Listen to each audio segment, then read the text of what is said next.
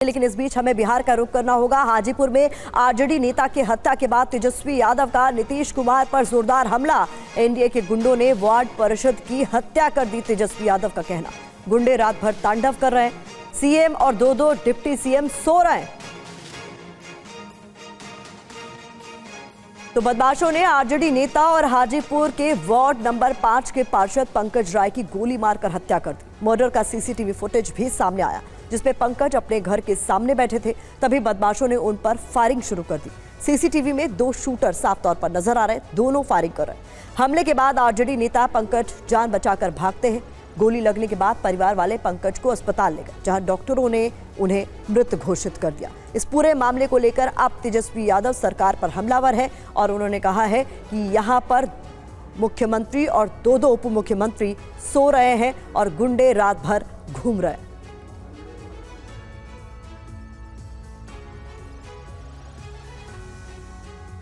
तो 15 round firing की गई है। आरजेडी नेता की गोली मारकर जब हत्या की गई, उसका वीडियो भी आपके सामने हम रख रहे हैं। 15 राउंड फायरिंग की गई। अस्पताल पहुंचे तो उन्हें मृत घोषित कर दिया गया।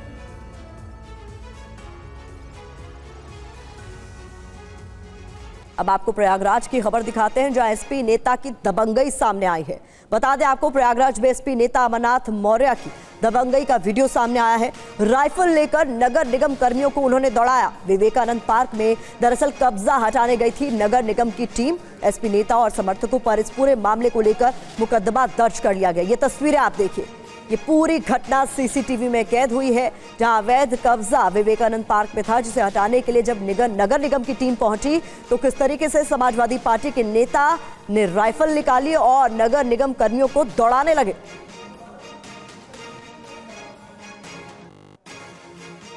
तो ये तस्वीरें प्रयागराज से सामने आई हैं, जहां समाजवादी पार्टी के नेता अमरनाथ मौर्य की दबंगई साफ तौर पर इन तस्वीरों में देखी जा सकती है।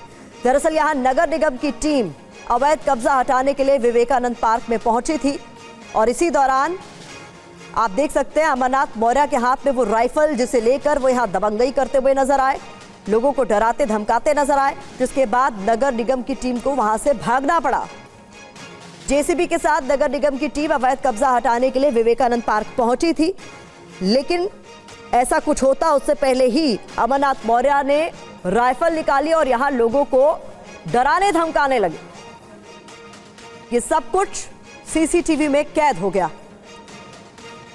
एसपी नेता और उनके समर्थकों पर मुकदमा भी दर्ज कर लिया गया। अब आपको नगर निगम की टीम के साथ हुई बहस को भी सुनाते हैं।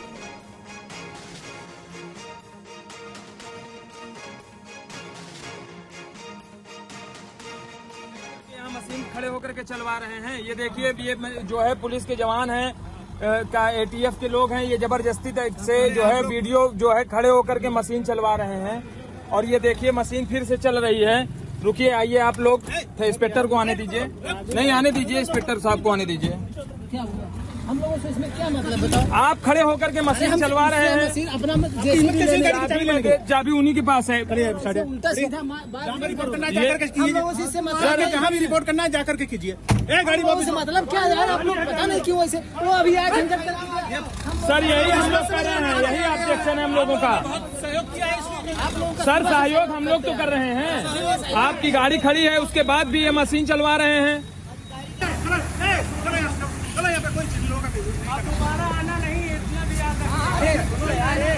यार आप जो है अदब दोगे प्रशासन के लोगों को? अदब नहीं दे रहे तो हम अपना गिरवाए। आप मतलब यार आप नियम कानून से काम करोगे ना भाई। और इस बीच आपको बता दें, आज आरक्षण को लेकर भारत बंद बुलाया गया है। कई विपक्षी दलों ने भारत बंद का समर्थन किया। SC ST संगठनों ने भारत बंद का ऐलान किया है। बिहार में कई जगहों पर प्रदर्शनकारियों ने ट्रेन भी रोकी है। बंद को देखते हुए राजस्थान में 5 जिलों में स्कूलों को बंद करना पड़ा।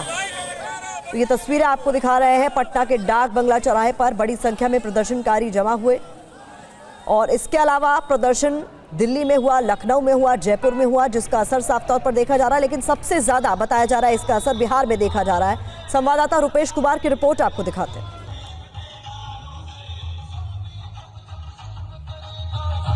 वैसे तो इस भारत बंद का असर बिहार के कई जिलों में देखा जा रहा है, लेकिन बिहार की राजधानी पटना के डाकबंगला चौराहे पर अगर आप देखें तो ये सुप्रीम कोर्ट द्वारा जो फैसला दिया गया उसके खिलाफ खास करके आरक्षण बचाओ संघर्ष समिति से जुड़े हुए जो कार्यकर्ता हैं वो यहाँ पर इकट्ठा हुए हैं और वो हल्ला बोल बिहार में दलितों का अपमान सुप्रीम कोर्ट द्वारा SC/ST उपवर्गीकरण फैसले के खिलाफ बंद में कानून बनाकर नियम करो, ये बंद के दौरान ये यहाँ पर विरोध किया जा रहा है। केंद्र सरकार होश में आओ, ये नारा दलित विरोधी बताया जा रहा है।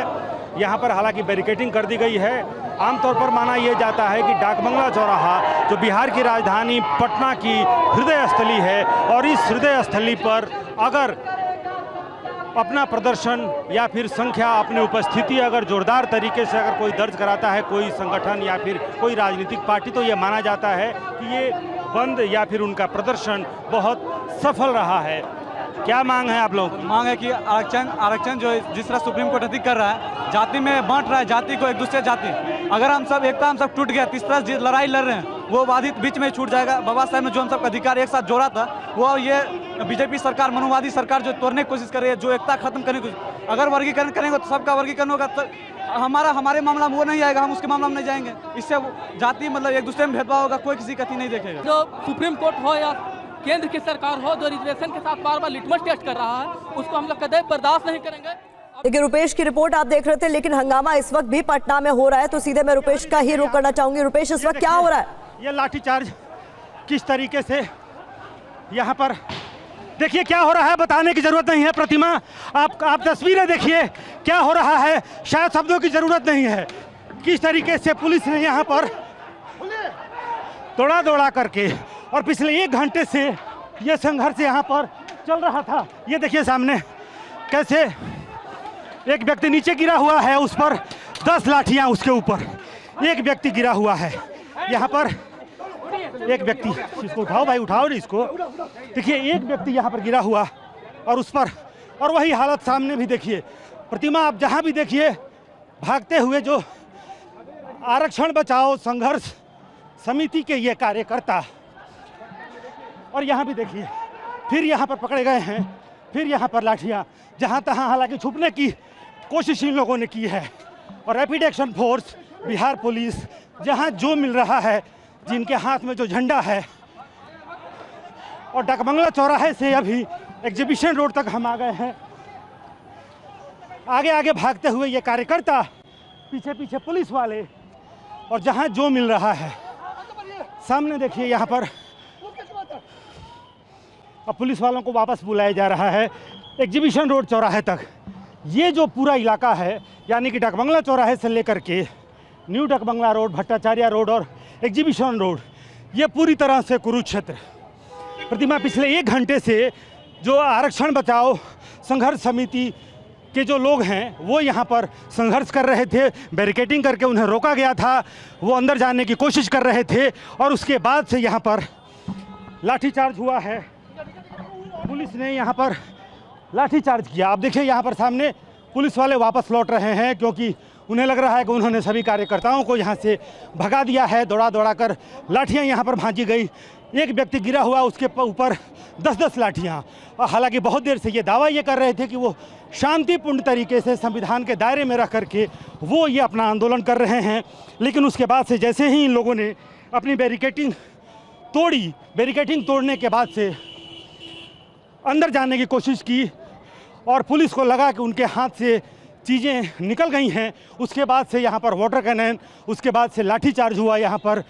और जो SDM हैं वो कह रहे हैं कि हल्का बल प्रयोग किया गया है, बल प्रयोग करने की नौबत यहाँ पे आ गई थी। हालांकि जो साजो सामान था वो सब कुछ यहाँ पर उनका छूट गया है। और उसके ऊपर भी हमने दिखलाया था प्रतिमा किस तरीके से जिस ऑटो के ऊपर अपना झंडा और तमाम जो साजो सामान है वो लेकर के यहाँ पर पहुँचे थे, उसके ऊपर भी लाठियाँ चलाई गई।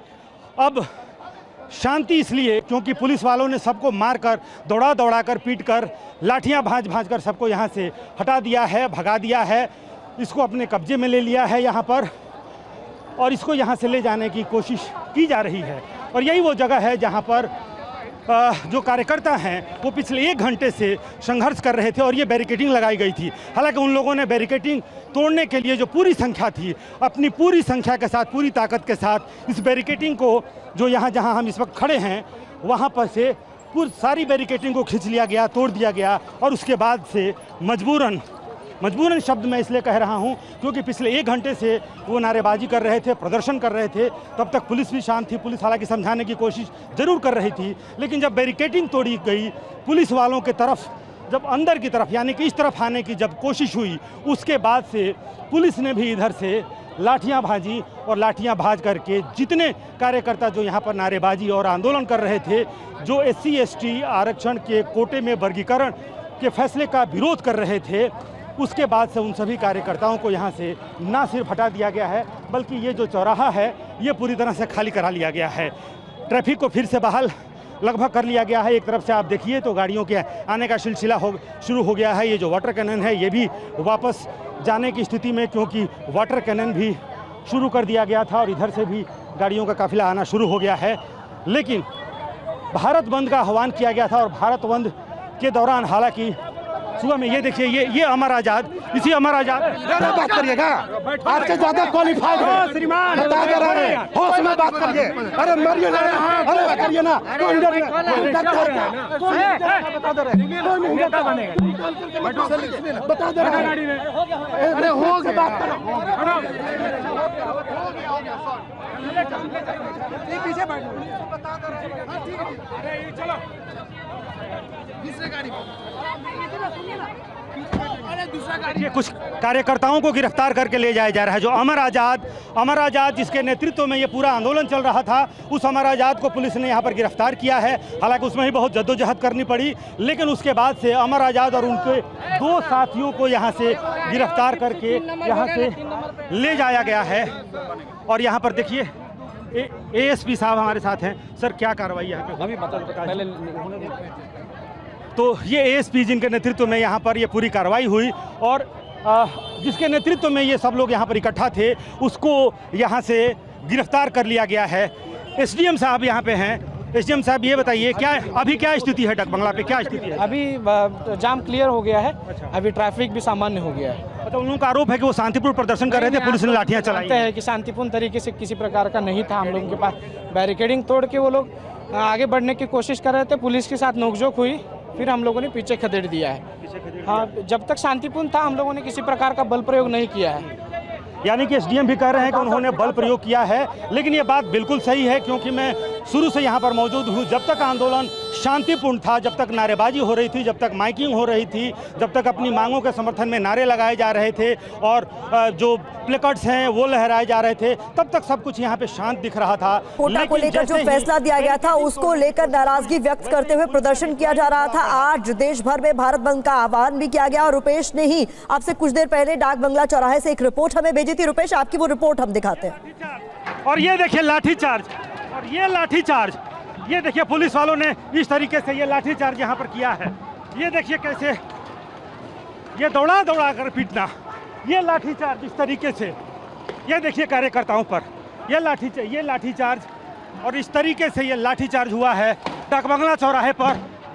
ये उनके साजो सामान तक को तोड़ा जा रहा है, लोगों पर लाठीचार्ज। यहाँ पर वाटर कैनन देखिए, यहाँ पर वाटर कैनन शुरू कर दिया गया है हालांकि। और यहाँ भी देखिए, यहाँ पर ये देखिए ये लाठीचार्ज किस तरीके से यहाँ पर देखिए क्या हो रहा है, बताने की जरूरत नहीं है। प्रतिमा, आप तस्वीरें देखिए क्या हो रहा है, शायद शब्दों की जरूरत नहीं है। किस तरीके से पुलिस ने यहाँ पर दौड़ा करके, और पिछले 1 घंटे से ये संघर्ष यहाँ पर चल रहा था। ये देखिए सामने कैसे एक व्यक्ति नीचे गिरा हुआ है, उस पर 10 लाठियाँ उसके ऊपर, एक व्यक्ति गिरा हुआ है यहाँ पर। एक व्यक्ति, इसको उठाओ भाई, उठाओ नहीं इसको। देखिए एक व्यक्ति यहाँ पर गिरा हुआ और उस पर, और वही हालत सामने भी देखिए। प्रतिमा, आप जहाँ भी देखिए भागते हुए जो आरक्षण बचाओ संघर्ष समिति के ये कार्यकर्ता, और यहाँ भी देखिए फिर यहाँ पर पकड़े गए हैं, फिर यहाँ पर लाठियाँ जहाँ तहाँ, हालांकि छुपने की कोशिश इन लोगों ने की है। और rapid action force, Bihar police, जहाँ जो मिल रहा है जिनके हाथ में जो झंडा है, और डकबंगला चौराहे से अभी एग्जीबिशन रोड तक हम आ गए हैं। तो किस तरीके से लाठीचार्ज किया गया उन लोगों पर जो कि आरक्षण में जो फैसला सुप्रीम कोर्ट का आया था उसके खिलाफ बंद का आह्वान कर रहे थे।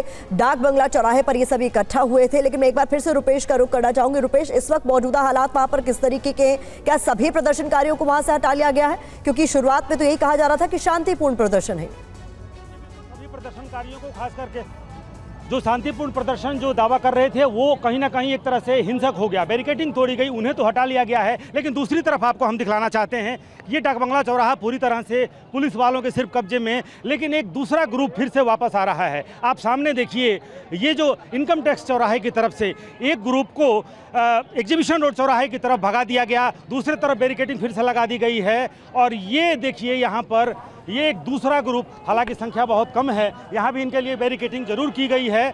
और ये यहाँ पर देखिए, एक इनके साथ एक विधायक भी दिख रहे हैं। क्या विधायक जी, क्या अभी न्यायपालिका के खिलाफ भारत बंद है? आपका शांतिपूर्ण है या अभी बैरिकेडिंग तोड़कर आगे जाने की कोशिश करेंगे? शांतिपूर्ण क्या, मार्केटिंग टूटेगा ही, ऐसे क्या बात है? मार्केटिंग का नहीं टूटेगा तो यहाँ तक कोई मामला नहीं है, कोई न्यूसेंस नहीं है कि लाठी चार्ज करने की बात है। शांतिपूर्ण प्रदर्शन को आप डकबंगला क्यों नहीं जाने देंगे? ये तो आप देखिए, ये एक ग्रुप आया है, हालांकि इनकी संख्या बहुत कम है, लेकिन बैरिकेडिंग फिर से इनको रोक दिया गया है। और दूसरी तरफ आप देखिए कि ये जो पूरा डाकबंगला चौराहा है, जो कुछ देर पहले कुरुक्षेत्र बना हुआ था प्रतिमा, और आपने देखा किस तरीके से एक एक गिरे हुए व्यक्ति को 10-10 पुलिस वालों ने किस तरीके से लाठियों से उन्हें पीटा, और उसके बाद से ये पूरा जो डाकबंगला चौराहा एक तरीके से खाली करा लिया गया। दूसरे तरफ से, जहाँ से एक तरफ से कुछ ग्रुप आया, वहाँ फिर से बैरिकेडिंग लगा दी गई है और ट्रैफिक भी एक तरह से खाली करा लिया गया है। एसडीएम ने खुद ये स्वीकार किया कि जब तक इनका प्रदर्शन शांतिपूर्ण था तब तक पुलिस वाले उन्हें समझा रहे थे, लेकिन जब उन्होंने बल प्रयोग किया बैरिकेडिंग तोड़ने के लिए और बैरिकेडिंग तोड़कर अंदर पुलिस वालों की तरफ हमला करने की स्थिति पैदा हो गई, उसके बाद से बल प्रयोग किया गया, यानी कि लाठियाँ चलाई गई उनके ऊपर, वाटर कैनन, और उनके जो साजो सामान थे, ये देखिए उसके पुलिस वालों ने उसके शीशे तक तोड़ दिए और उसे अब यहाँ से ले करके और जाया जाएगा। ये देखिए कितनी बड़ी संख्या में यहाँ पर डिप्लॉयमेंट किया गया था पुलिस फोर्स का। और ये जो गाड़ी है, इसी से माइकिंग की जा रही थी। इसके शीशे किस तरीके से टूटे, अंदर जो प्ले कार्ड्स हैं, ये डॉक्टर भीमराव अंबेडकर और बाकी जो ये नारों के जो प्ले कार्ड्स हैं, वो सब यहाँ पर, और ये दिखला रहे थे। और इस तरीके से इसके पुलिस वालों ने लाठियाँ चला करके, और हमने कैमरे पर देखा कि इस तरीके से इस पर लाठियाँ चलाई जा रही थी और इसके शीशे तोड़ दिए गए पीछे, और अब इसे जब्त करके इसे जब्त कर रहे हैं, इसे जब्त किया जा रहा है। यहाँ ले जाया जा रहा थाना पे, ले जाया जा रहा है थाने पे। अब आप देखिए इस तरीके से यहाँ पर इसको वापस ले जाया जा रहा है। दूसरे तरफ कुछ लोग जरूर यहाँ पे आए हैं, लेकिन ये यहाँ पे कार्रवाई हुई, क्या कुछ स्थिति रही होगी आप इससे देखिए जरा। आप एक बार नीचे देख लीजिए कैसे जब लाठियाँ चली तो जूते चप्पल सब छोड़ करके जो कार्यकर्ता लगभग 1 घंटे से यहाँ पर नारेबाजी कर रहे थे, उन नारेबाजी करने वालों ने जब लाठियाँ यहाँ पे चली तो किस तरीके से पूरे डकबंगला चौराहे पर अगर आप देखेंगे तो सिर्फ जूते दिखेंगे। अब आदमी यहाँ पे नहीं है, जो आंदोलन करने वाले जो लोग हैं वो यहाँ पे नहीं हैं, बस यहाँ पर रह गया है तो उनका जूता और चप्पल यहाँ पे रह गया है। उनके साजो सामान जिसे पुलिस वालों ने लाठी मार करके तोड़ दिया है, शीशे तोड़ दिए गए, उनके माइक जो है उसे एक तरह से उसको नुकसान पहुंचाया गया है और उसके बाद से उसे जब्त कर लिया गया है। पूरे डकबंगला चौराहे पे आप जिधर तरफ वो भागे हैं उस तरफ सिर्फ जूते और चप्पल भी, जहां भी आप खड़े हो। रुपेश, ऐसी कोई जानकारी मिल पा रही है कि कितने लोगों को इस प्रदर्शन के दौरान हिरासत में लिया गया है? क्योंकि लाठीचार्ज की तस्वीरें अभी भी हम स्क्रीन पर देख पा रहे हैं। इस तरीके से यहाँ पर स्थिति क्या पैदा हो गई थी, और अब हालांकि पुलिस की कार्रवाई के बाद यहाँ पर जो कार्यकर्ता हैं उन सबको वापस भेज दिया गया है। एक तरीके से ट्रैफिक भी सुचारू रूप से चालू कर लिया गया है। लेकिन सवाल ये पैदा होता है कि पुलिस ने क्या इजाज़त दी थी डकबंगला चौराहे तक पहुंचने की, और डकबंगला चौराहे तक जब वो यहाँ पर पहुँचे थे तो किस तरीके से उनके ऊपर, हालांकि वो तब पुलिस ने बल प्रयोग किया जब दूसरे तरफ से भी बल का प्रयोग किया गया।